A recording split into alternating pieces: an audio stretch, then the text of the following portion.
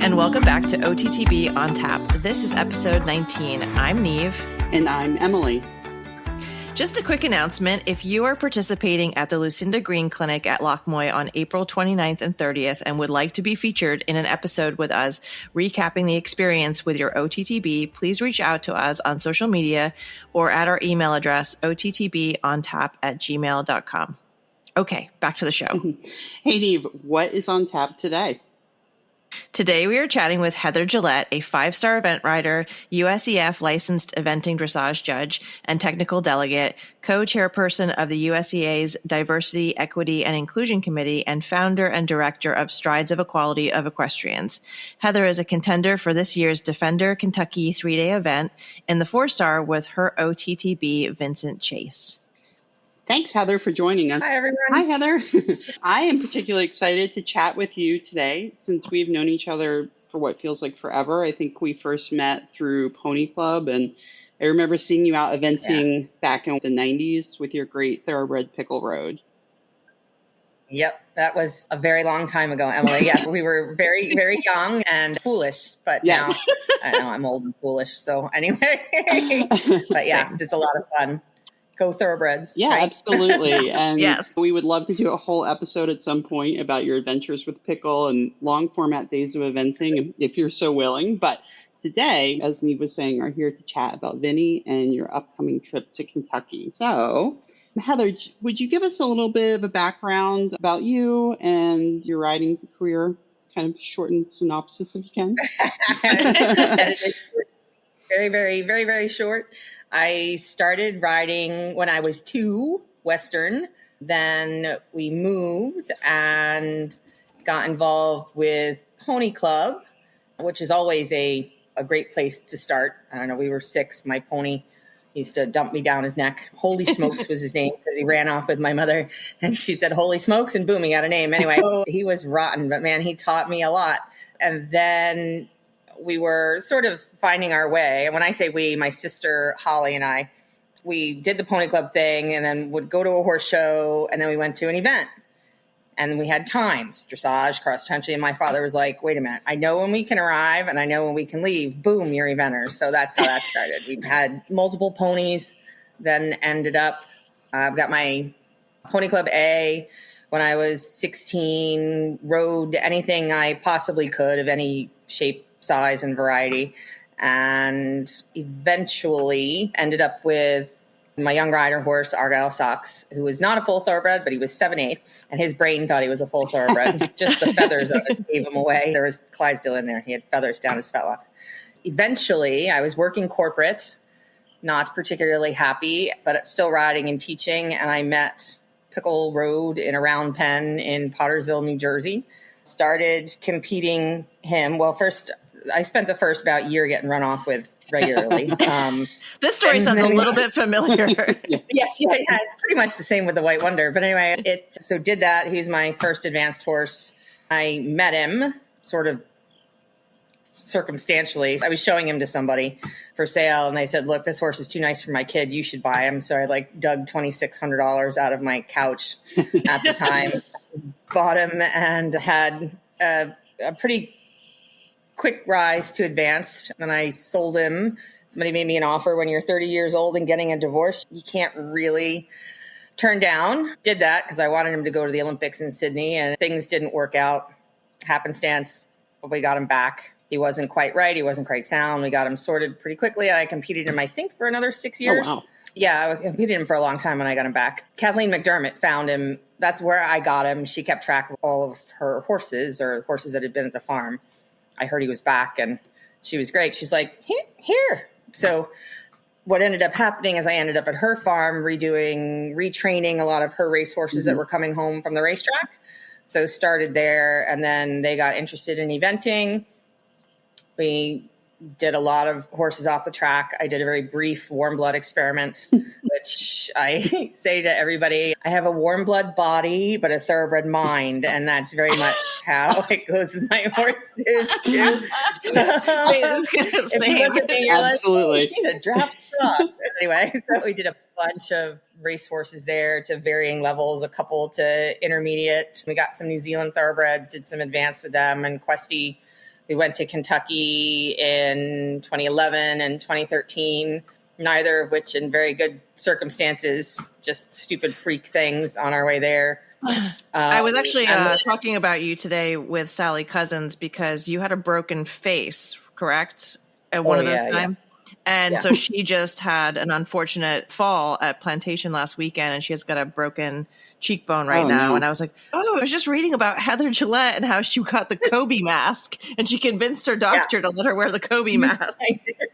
I did. I was very fortunate when I got kicked in the face. My face broke in many pieces, and I lost teeth and lost jawbone, which was the real problem. I spent 27 months without 3 front teeth, and the only place I looked really at home is in the sticks in South Carolina. But anyway, no offense, South Carolina. The hotel I stayed at, the kid on the way to Florida, after I negotiated that I was actually going to leave the state with my mask and my face in pieces, my doctor was like, So anyway, he commented on my face, and I was like, I have more teeth than you do, so shush. But anyway, I digress. Poor Sally, that's terrible. I'll have to. I know, but I was like, you can get one of those masks. You'll be fine. Yeah, they still make them. I mean, my picture on Questy with my mask on from the fork is right up next to Kobe Bryant, which back then was pretty cool. Now it's not as cool. Anyway, I'm very lucky to be here because that was nearly catastrophic. Wow. Yeah. But I had the best doctor, but I got that stupid mask. It was the day after surgery. I had 5.5 hours of surgery to put me back together. Had 100 stitches right here in my face. And long story short, he comes into the hospital room. My husband was standing there, and I asked, how long until I can ride? And he was like, 4 to 6 months. And I said, that's unacceptable. And he looked at my husband and he's like, what did she just say? He's like, I'm pretty sure she said that was unacceptable. So anyway, I negotiated hard and fast and looked up helmets and all that kind of stuff. Anyway, ended up with a Kobe mask. I still have it in my horse trailer. I don't know why. You just don't get rid of it. Never know. But, you should get that bronzed, I think. So it's been very exciting. Did that. Had some more nice young horses. I went out on I had the Boris O'Hara horse, who was one of my warm blood experiments, and he was just too strong, too much pony. And he went to Michael Pollard and then Will Coleman, and I had called him my big horse. He was like 18-1 thoroughbred off the track, call the sheriff. He's such a lovely soul, but he was just, the poor thing was just cursed. He colicked all the time. He had 2 colic. Anyway, the poor thing. But he tried his heart out. He was a great horse, and he loved cross country. But he ended up with a hole in his tendon. And so that was the end of that. And I was like, you know what? I need to find my own horse where I'm making all the decisions on it, and I can sort of do what I want. I rode for Kathleen for 16 years. It was great. We did a lot of stuff. But I just kind of wanted my own horse. I was starting to get my judge's license and my TD's license. I thought I was moving kind of out of the competition stuff and thought maybe I'll get a horse and I'll be able to run prelim and have a good time. And went over and found Vinnie, and the rest, several wind surgeries and near-death experiences with him afterwards. Here we are, getting ready to go back to Kentucky. Heather, don't spoil the story for everybody. Let's start at the beginning. How did you find him, and what were you looking for, and what were the qualities that really stood out to you when you did meet him? And this is my very arbitrary viewpoint of you, but I have a feeling you have a penchant for the horses that are on the tougher side. Yes, mostly because that's all I can afford. From what I've heard about Pickle and some of the others that have come up, I feel like you're drawn to them in some way. Maybe the money is a part of that, but yeah. Well, I mean, even some of the expensive ones were pretty quirky.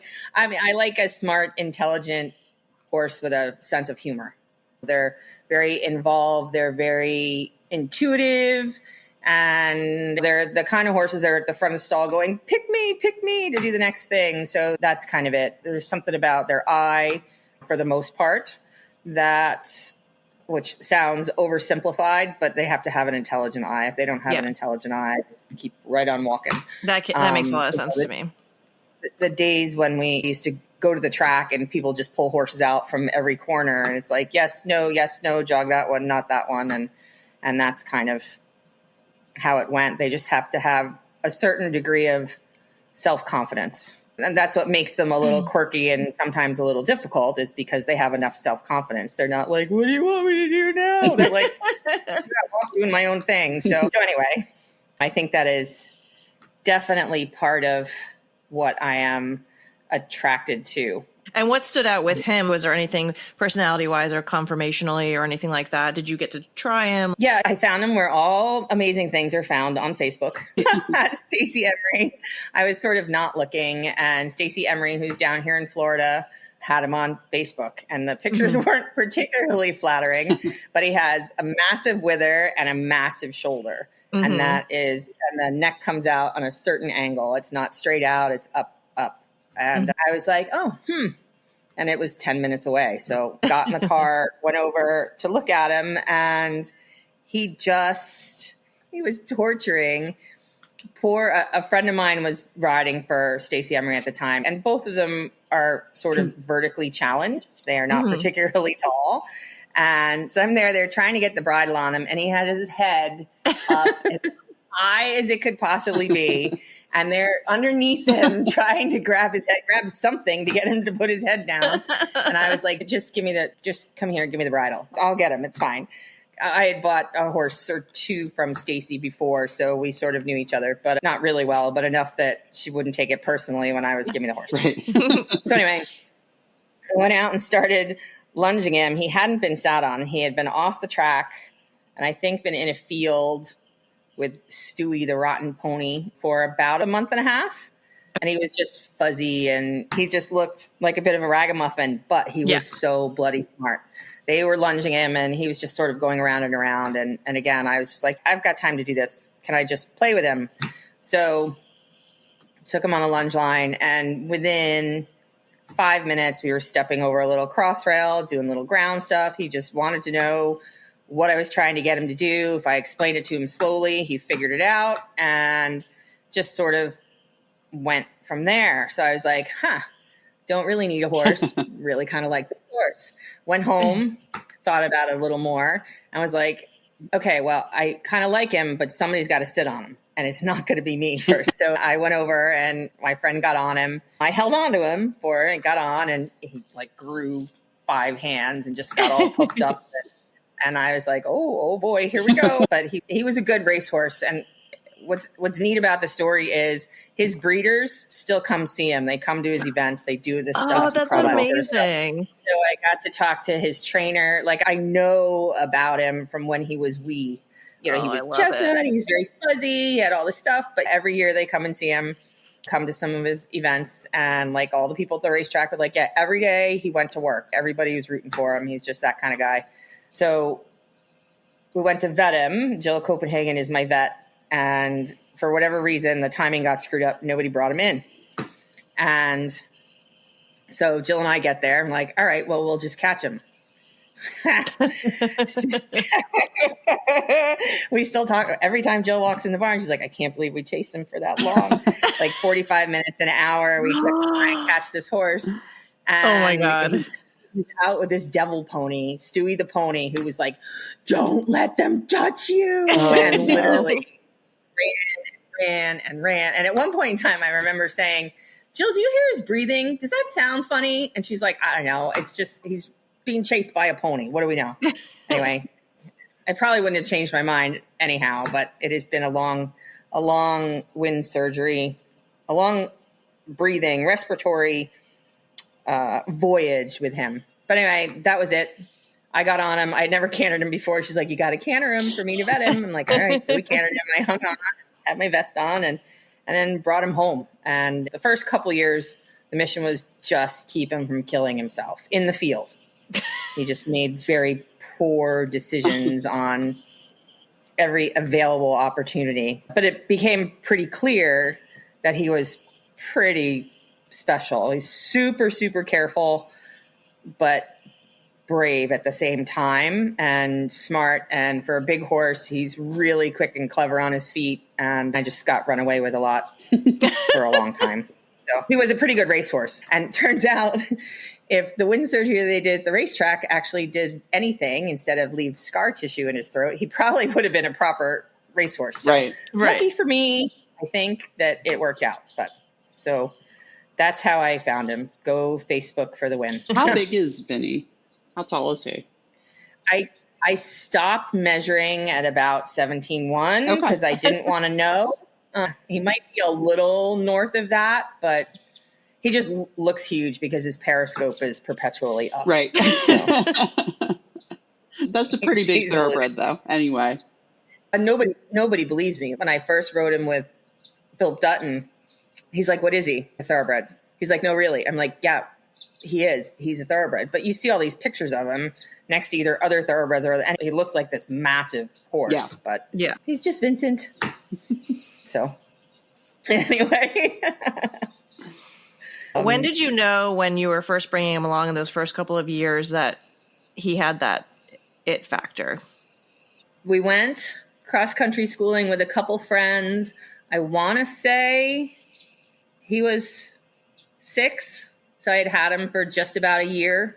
This is after he tried to kill himself by throwing himself on the fence line when we first got to Florida within 2 hours. Oh, my goodness. He's playing wild stallion. And when he rears in the field, fortunately, he doesn't rear with me on him. Well, he did once, but he lost his mom, and he doesn't like losing his mom, so he doesn't do it anymore. but anyway, he was fooling around, and he walks on his hind legs, and he came down on a post. Oh, Right, basically mid-throat, and found him. I was pretty sure we were going to put him down because, front legs open and down, head down, gasping for air.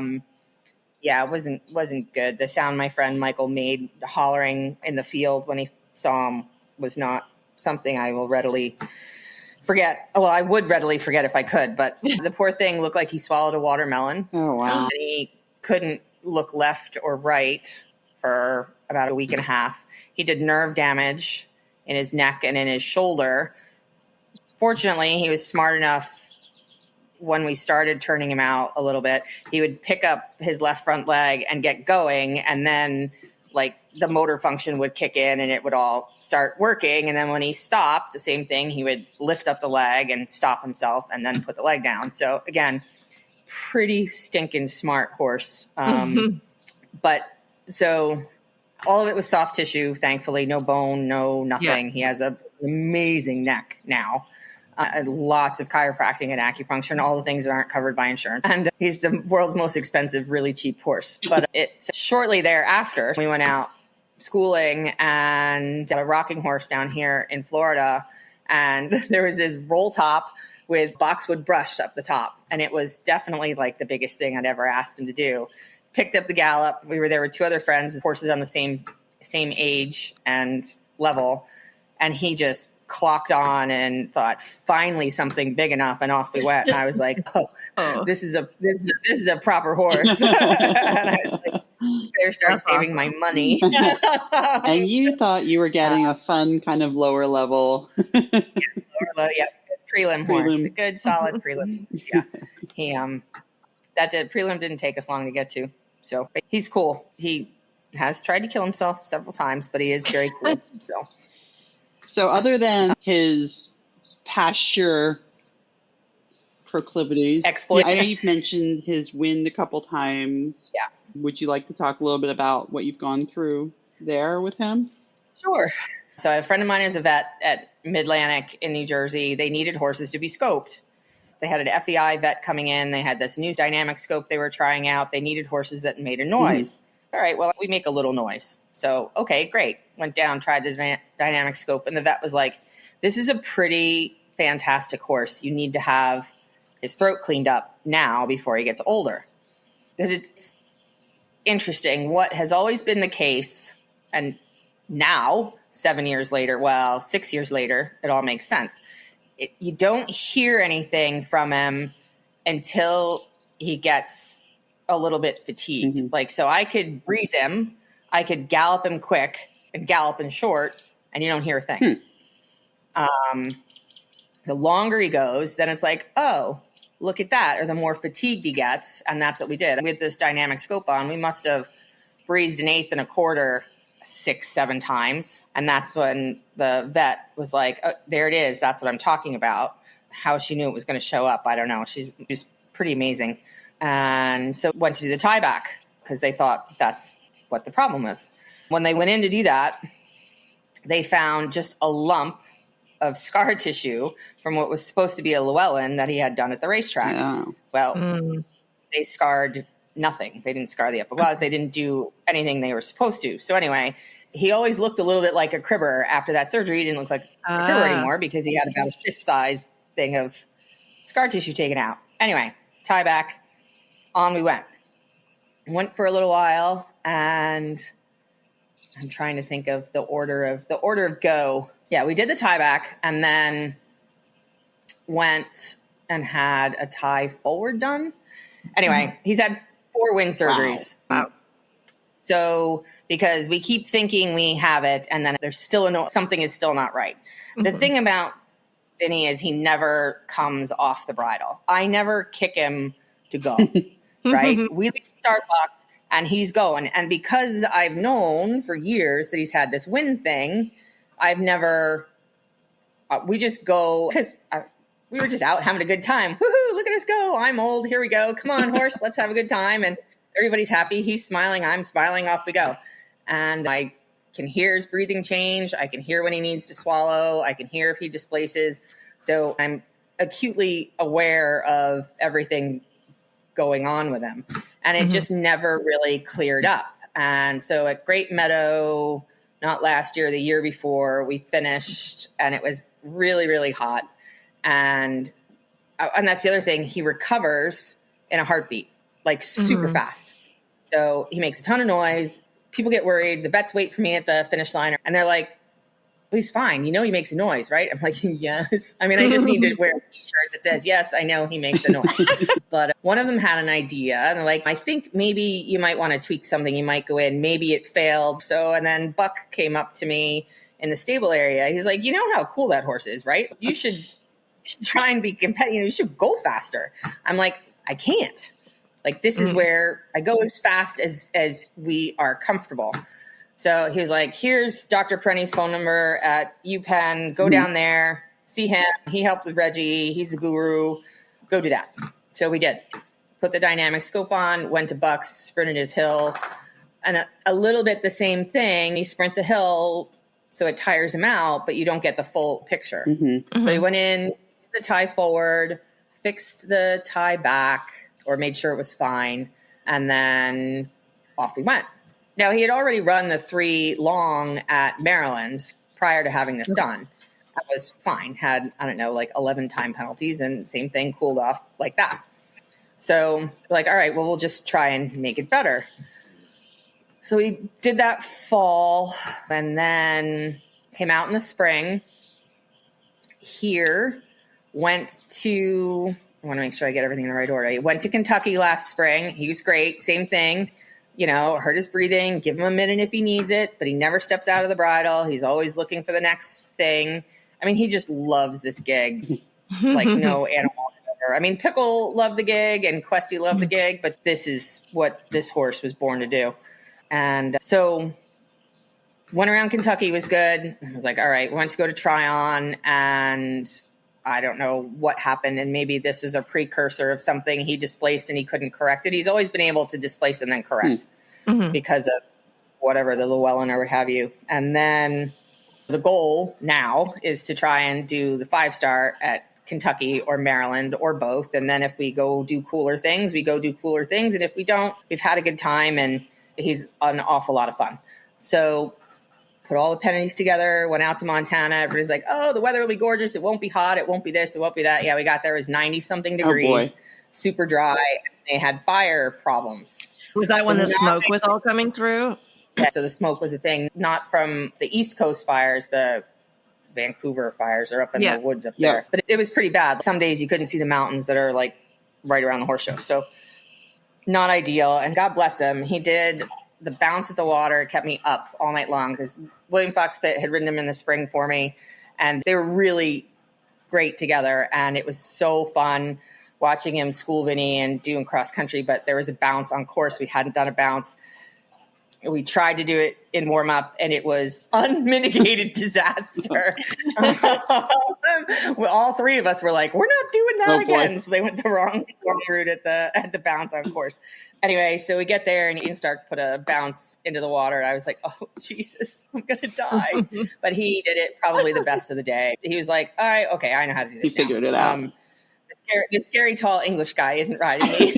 He just, Vinnie speaks his own language and they had it mostly, but he displaced. And I have never had him come off the bridle, and he came off the bridle 2 fences from home. Oh, wow. And there's nothing to do but pat him and walk him home. And by the time we walked back to the vet box, he was like, what did we stop for? So anyway, back to the drawing board. Came home, and my regular vet in New Jersey, Greg Stoller, is also a surgeon. He knows Dr. Perenni. And I was like, look, something happened. I don't know what happened, but we haven't solved this. So on with the dynamic scope again. And I'm like, okay, I'm going to work until he makes a sound. We must have worked doing canter sets for, between trotting and cantering and then sprinting a hill and like every place I could possibly do it. Try to get him to make the noise and displace, or the occurrence that happens, get it to happen. Yeah. It didn't freaking happen. Like an hour before the dynamic scope for a long time. But I think because he was galloping with his head up, because he hated the thing on, we couldn't see it. But what was fascinating is they still watched the video. And about 30 minutes in, Greg was like, what's that? And we're watching on this little video screen. He's like, what is that? We were like, there's a whole bunch of us, 2 other vets and myself. And we're like, I have no idea. And what you saw was, when you blow a bubble when you're little and you blow bubbles and they're kind of iridescent. Yep. Mm-hmm. Saw kind of an iridescent film go across part of the way across his throat. And then it went further across his throat. The more tired he got, it went further across his throat. Eventually it was going all the way across and collapsing, not the left side. It was collapsing the right-hand side. It was collapsing the good side of his airway completely. It was pulling like a sail. It was pulling the good side of his airway closed. Wow. So it was like a membrane, basically? Or it was a membrane that serves absolutely no purpose. No purpose whatsoever. It is not, they're not sure if it's an artifact from a prior surgery. They're not sure if he's had this since he was little, but it literally, and when he's not breathing hard, you don't see it. Right. So anyway, that has to be it. So, Sherlock Holmes has deduced, but wow. It went in and talked to all the wind specialists, and they're like, well, the horse needs a different career. Right. I'm like, okay, but he can do it in dressage and he can do it in show jumping. It's not like cross country specific. Yeah. Put a huge effort in, he could displace. So they said that he needed a different career because they were unsure about how to proceed surgically. Yeah. Well, the horse can't breathe, so don't gallop him. Right. That's convenient. But it sounds like something that they maybe had never seen before, right? Yeah. No, I don't know that anybody has ever seen. Like, it doesn't make any sense. It's nowhere. So I'm sure they were like, well, how do we even think about fixing this? Like I said, the wind gurus were like, well, there's nothing we can do. We can't fix it with a tie forward. We can't fix it with a tie back. We can't fix it with a this. So, oh, well. Right. And Greg was like, well, why don't we just laser it out? Right. Well, we did. He went in and he lasered it out. And this explains why it was getting worse, even though it was supposed to be fixed, because his throat was losing its strength because it was being pulled all the time. Right. So any structure was weak and doing nothing. So they cut the mystery membrane out and then scarred that side of the airway slightly to try and stabilize it. And he still makes a noise and he will still displace sometimes, but he can swallow now because he gets air and he's so much less. Panic was the wrong word, but he used to chuck his head a lot. And like we had major discussions about things. And then I say, go there. And I leave him alone and he goes and does the thing.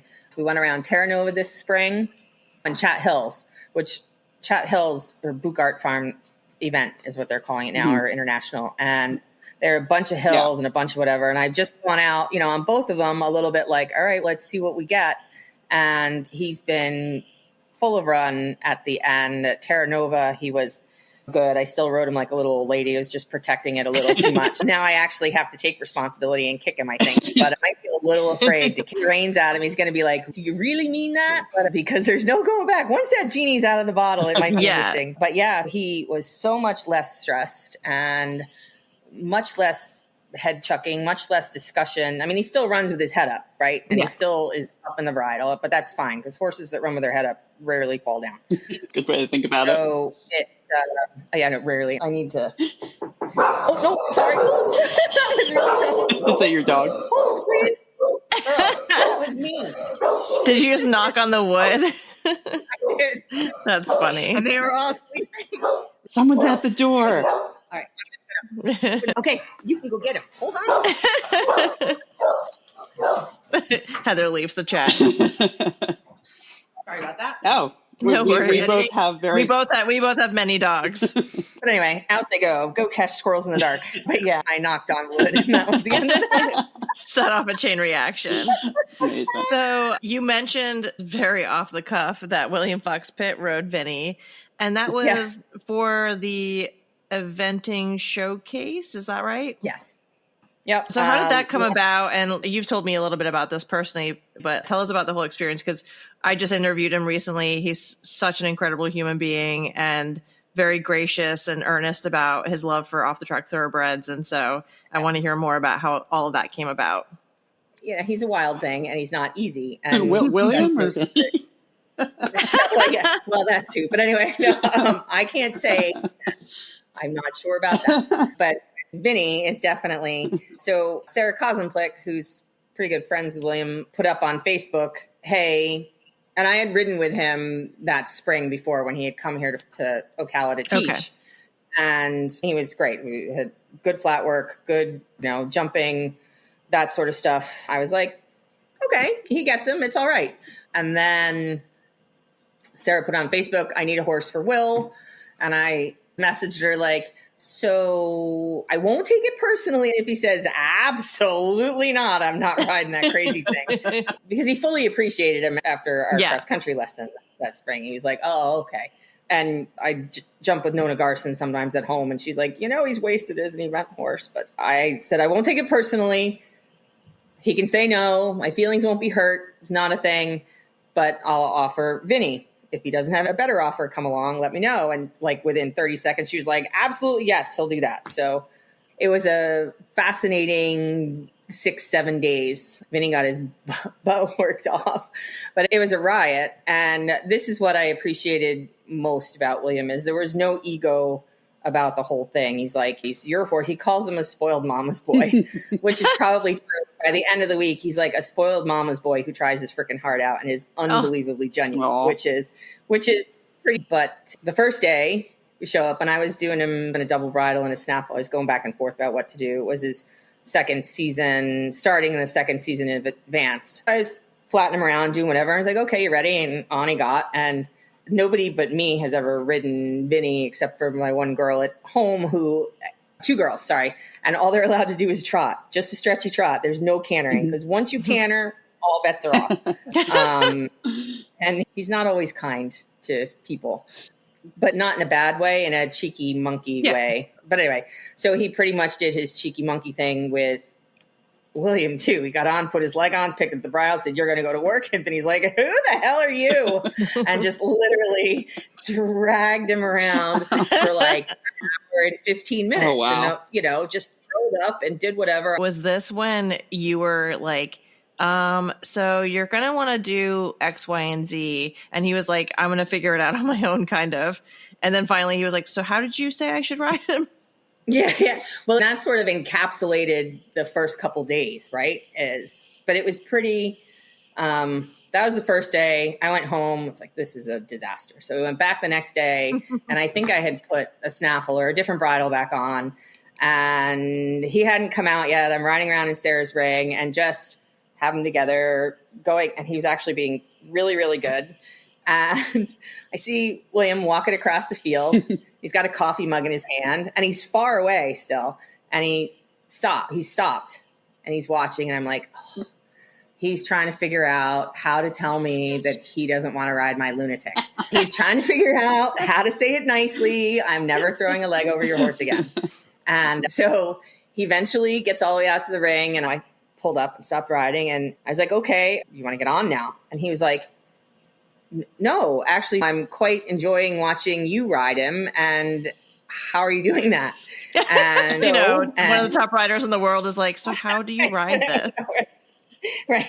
So, well, I mean, he is special, Vinnie. Both are very special, but Vinnie in particular. But so got on and it went better. And then that evening, I think we went back and had a flat lesson with Marilyn. I forget. It was a whirlwind couple days. The next day we jumped, which was kind of a lot of fun because I think everybody's trying to figure everybody else out. He'd like come on a short turn to try and trick him or do it. And Vinny's like, look, son, you got to be a little quicker than this. I've got this figured out. Right. So I remember some of those videos, and you could tell that William was like pulling every different tool in his toolbox out. I think he was truly puzzled. Yeah. Yeah. It was fun. Then we went cross country schooling, and that was, I mean, I told him he was strong, but man, I was like, holy crap, look at that horse. Like, I can't believe I mean, like, I knew he was a cool horse, but that's I'm a like, cool experience for you though, right? It was, but I do have to say it screwed in my head a little bit because some of this is hangups from stuff with Pickle and that went on. And just, I struggled with, do I deserve to have a horse this nice now? Yeah. Like this is a waste. Like this horse should be going and doing things. And it's sort of the same conversation that happened with Pickle. I couldn't afford to do the cool things with him, so sent him to somebody who could. Got him back and did some cool things. But anyway, I was like, holy crap. They look like cross-country wise, they could have gone to Burley the next week and been just fine. It turns out, as long as there wasn't a bounce. But anyway. So, yeah, we went up to the showcase, and it was a lot of fun. The dressage was good. Actually, Vinny behaved himself reasonably well and did all right. And then show jumping was interesting, the warm up, because it's a big track up there. They set like a proper show jumping course. It's not like your showcases of old where you're jumping prelim show jumps and doing whatever. This was set. And we walked it and talked about it. Like, this line, it doesn't look like it's running downhill. He's going to run downhill a little bit at that because he's going to overjump the oxer. And anyway, we're in warm up, and the horse, they assigned warm up jumps. Because that's the new thing at FEI. You get an assigned warm-up fence. Oh. Yeah. And the horse next to us kept punching out rails and punching out rails and punching out rails. And Vinny is unbelievably careful. And it got to the point where he was like, I'm not going anywhere near my warm-up fence while that horse is warming up. He was sucked back. He was behind his leg. Will's like, what's going on here? What do I do? I'm like, look, let's just get him over 2 fences, get in the ring, hold his hand to the first fence, and then you'll be fine. Yeah. And sure enough, it held his hand to the first fence, and they clicked right in. And I think they had the one rail on the line out that I told him was going to run downhill. But he came out, he's like, what a genuine, honest fellow, because he just tried his heart out and did that. And cross country, it's a little tricky. They had the bounce thing, so they went the long way. And what I appreciated was there's the angled line. There's always the Bruce's Field sort of angle that they have.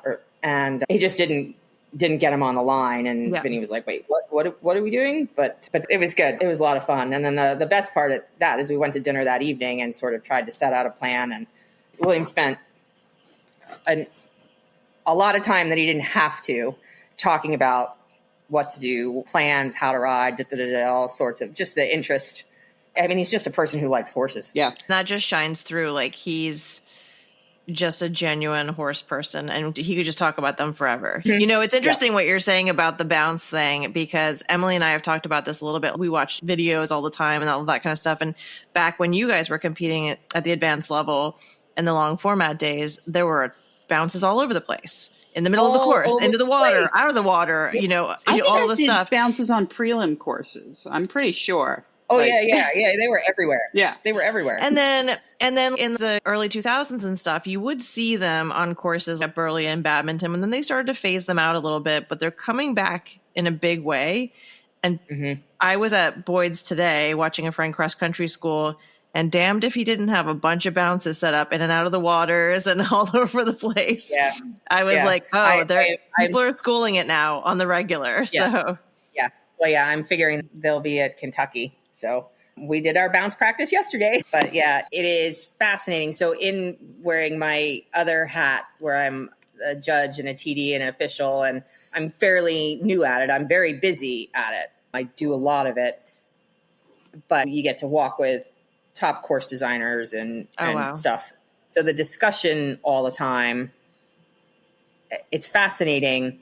Some are like, bounces are the devil's spawn. They shouldn't be on courses. Others are like, bounces are really important. But the bottom line is it's all about the design and the decor and letting the horses see it and understand it, right? Yeah. And obviously the right distance. Yeah.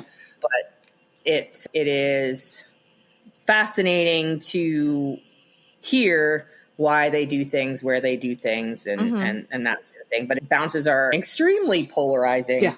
They're almost as polarizing as the frangible group versus the non-frangible group. I mean, that's a whole other rabbit hole that we could go down. But yeah.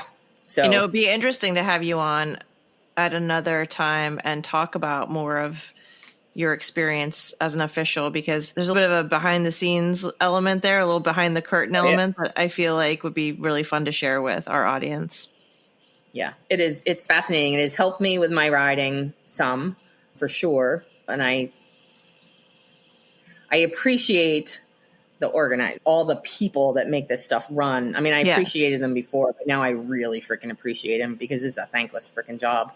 And the work that course designers put in, both show jumping and cross country, to get things right. Pretty gobsmacking.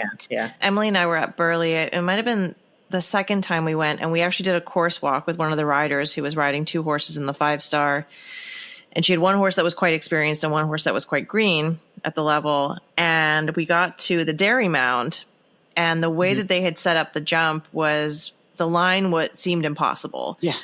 And we got this rider's view of what riders do when they can't see a line.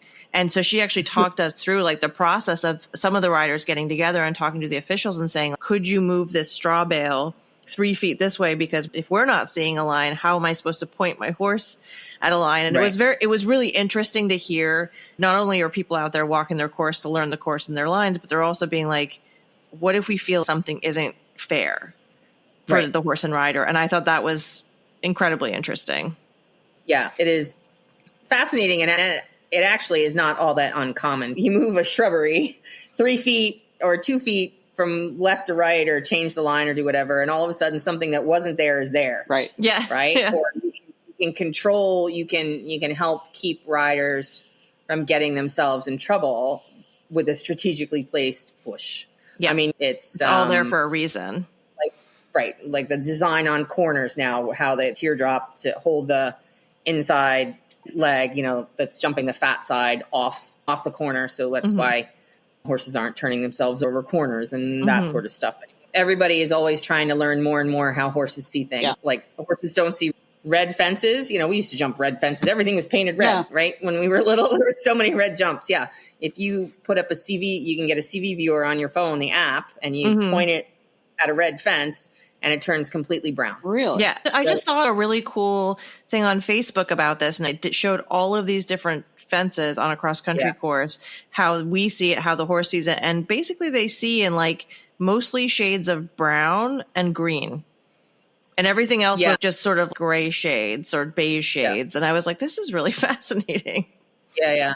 So it's contrast that they pick up more than the actual color. Yeah. And like bright blue, like you see a lot of bright blue on stuff now. That's because they really see bright blue and white, but it's the contrast. But it was fascinating.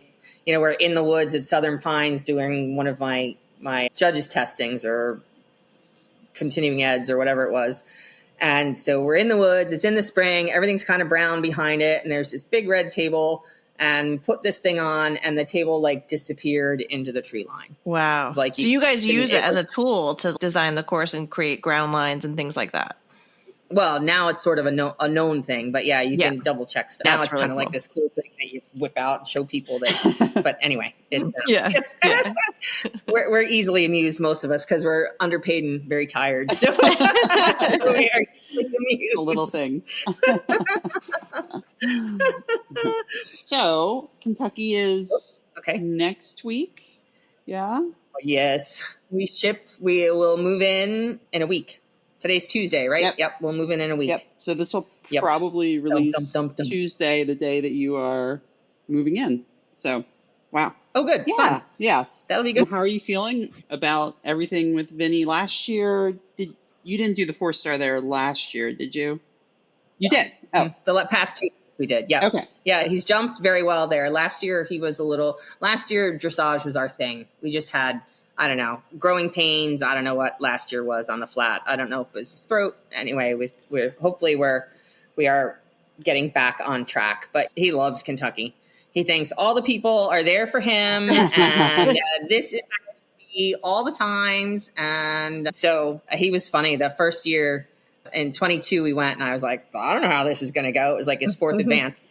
And we'll see what happens in the stadium. I mean, I think from his racetrack days, he raced at Gulfstream. I mean, they see a grandstand. Fortunately, not like at Maryland where all the white fencing around the racetrack through his mind. He was like, yeah. He's like, let's go. So clearly when you're by the grandstand, it's because you're in the paddock and being quiet. Anyway, we'll see what happens this year.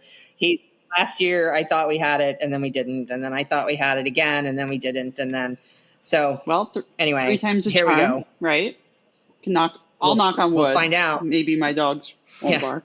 Do you guys already have your order of go for everything? We do, yeah. I am number 112, I think, but I think there's a number or 2 missing. So I'll be like 10th or 11th. Cool. On Thursday. I think so on Thursday, yeah. Awesome. Which is good. It'll be a little quieter. Yes. So I hope. Yeah. And so what's your lead up like to Kentucky in terms of his fitness and all that kind of stuff?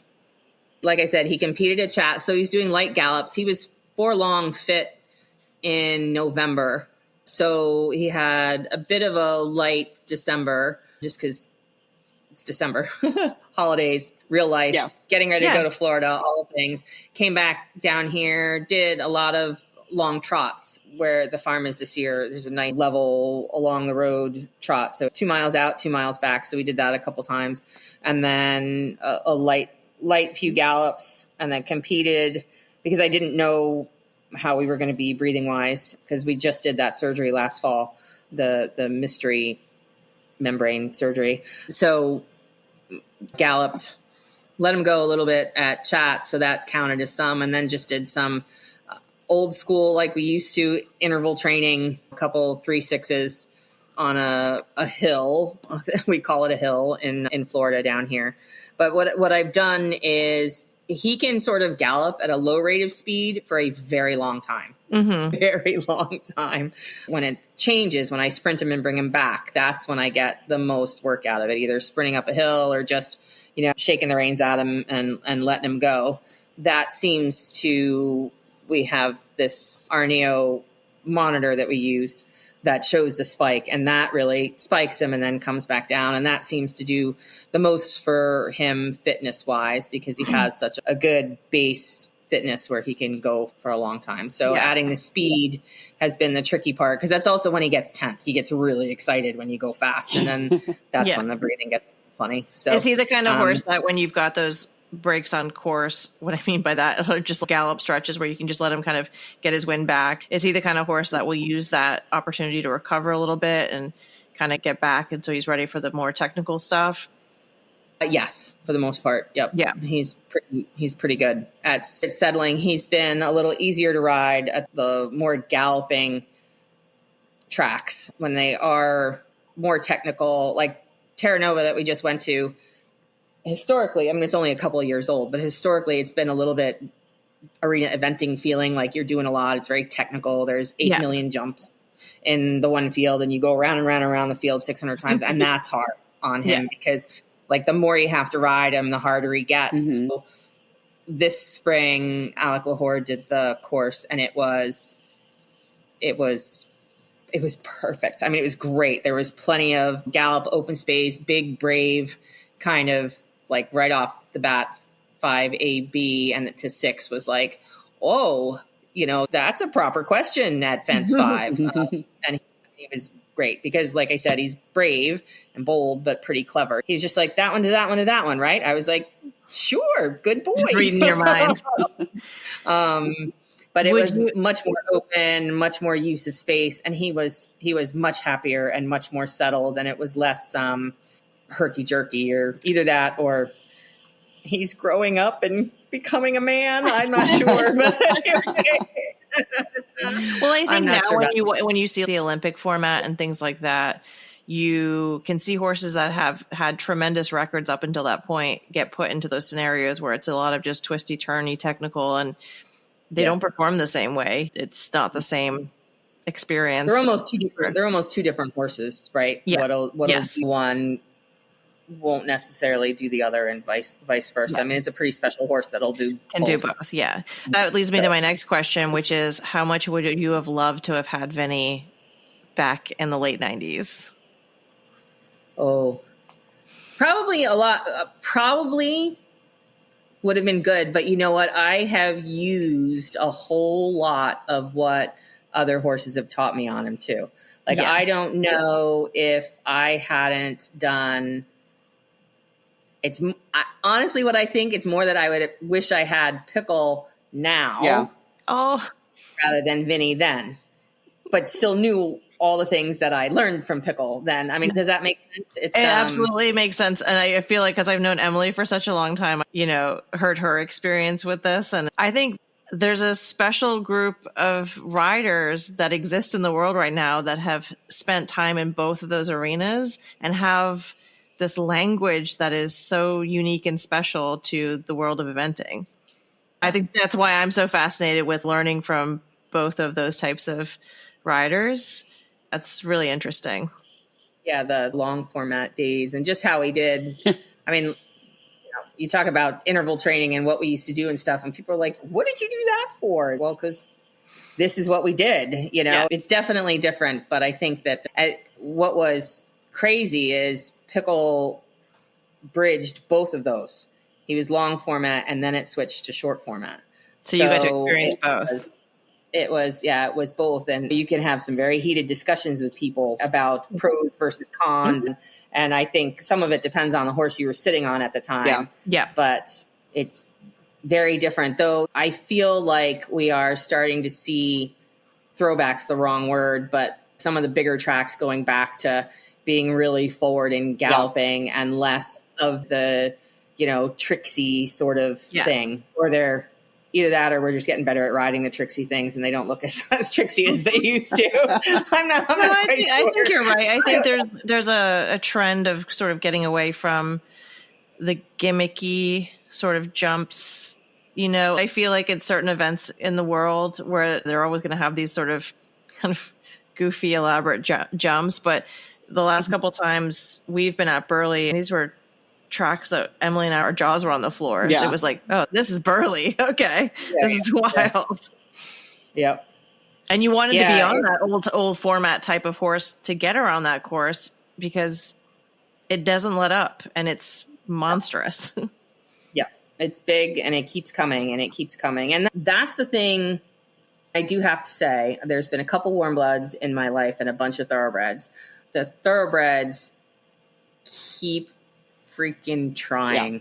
They just okay, I'm tired, but I can do a little more. Okay, it's okay. I'm all right. We can do a little more. And it's an interesting, their brains don't get tired like warm blood horses get tired. Mm-hmm.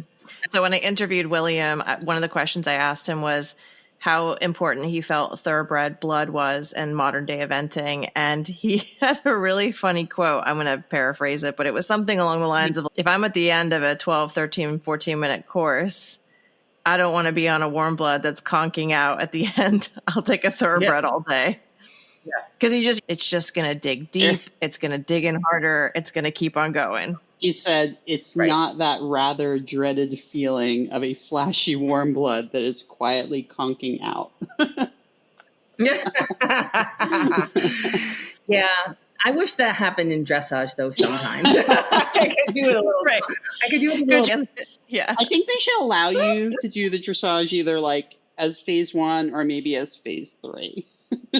Get the cross country out of the or way. phase 5. Yeah, right. I could do cross country twice. If you guys are going to start rearranging the Olympic format, can we just have you get to pick which way you want to do it? Right. It's free form. It's basically a freestyle. Do whatever you want. I like it. But yeah, it's fun. I think that people got away from thoroughbreds and thoroughbred blood for a while, but it's back. People are appreciating it more and more. So you have to have it. Yeah, I think the eventing futurity and the breeding programs in the United States is really starting to make a big focus on breeding to European stallions, but making a focus on the amount of blood that's there to create. That's what everybody talks about. How much blood is it? How much blood does it have? How much when people are doing things? Yeah.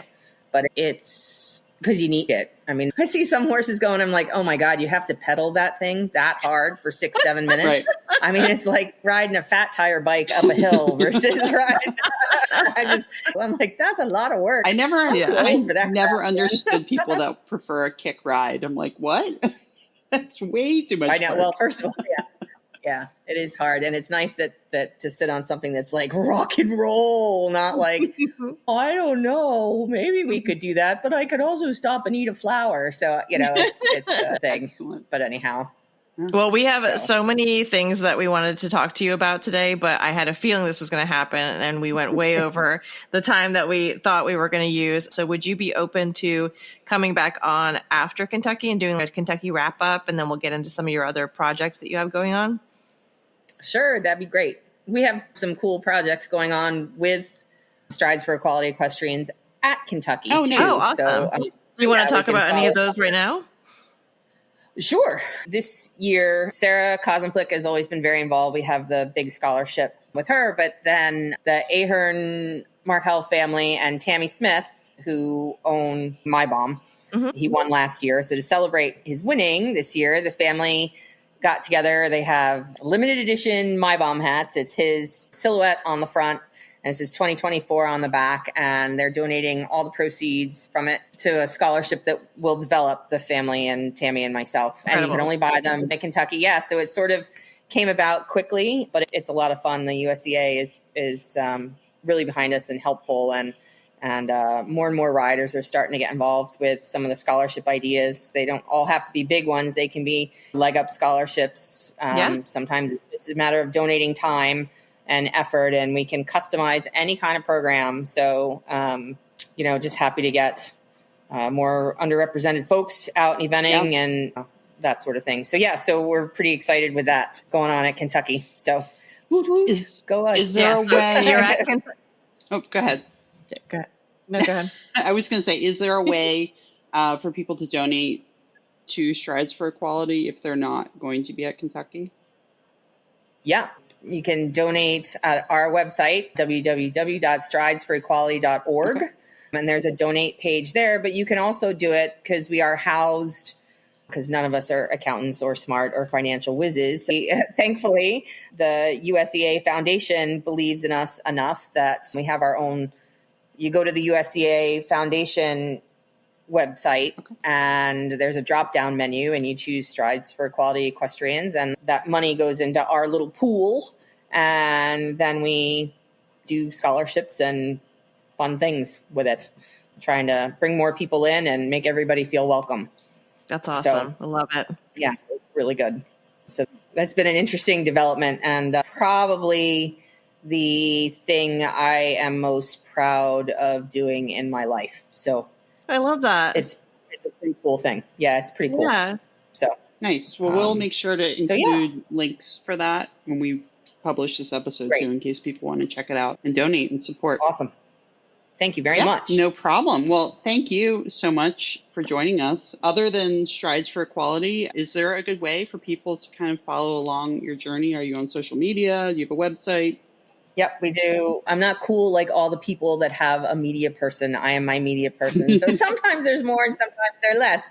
But Facebook, just me, Heather Gillette. Instagram, it's Heather R. Gillette. And then Vinnie has his own Instagram page. Oh. Which which is Vincent Chase, the White Wonder. We got calling him that a while ago, but it's pretty funny. So Vincent Chase, he's named after, do you guys remember the show Entourage on TV, on HBO? So Vincent Chase was the movie star character in that. The reason his name is that is because his mom's name was her entourage. So I love it. There's Vinnie Chase, there's a Piven, there's an Ari's Ferrari, there's like a bunch of related siblings with all entourage names. So anyway, so it was very hard to find him his own Instagram handle because, you know, HBO, I guess. Oh, that's so fun. I've always wondered how he got his name. Yeah, that's it. Yep. Her entourage. She little chestnut colt. But anyway, it didn't sell at the sales, so his breeders raced him, and here we are. So here we are. A lot of fun. What a great story. All right. Well, if you liked what you heard today, please leave us a 5-star review on Apple Podcasts, and you can find us, OTTB on Tap, on Instagram, and we are also on Facebook and TikTok.